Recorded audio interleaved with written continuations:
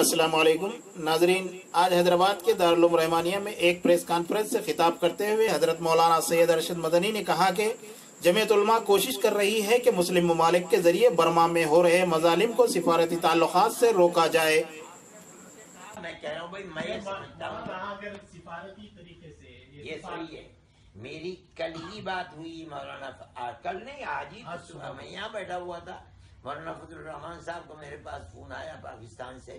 मैंने उनसे कहा कि बाबा, आप पाकिस्तान की गवर्नमेंट को अगर कह सकते हो और कह के अपने सिफारती ताल्लुकात को मुनक़ता करा सकते हो, कराओ।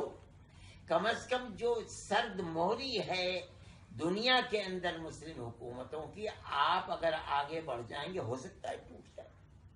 मैंने तो आज ही उनसे कहा, वो मुझसे पूछते थे क्या हिंदुस्तान में भी आए। मैंने उनसे कहा कि मैं नहीं जानता हूं कि हिंदुस्तान में मणिपुर के राष्ट्र चुनाव से। फिर मैंने मणिपुर वालों से, अपने जो जमाती लोग थे उनसे बोला, उन्होंने कहा यहाँ कोई बात ऐसी नहीं है अभी तक।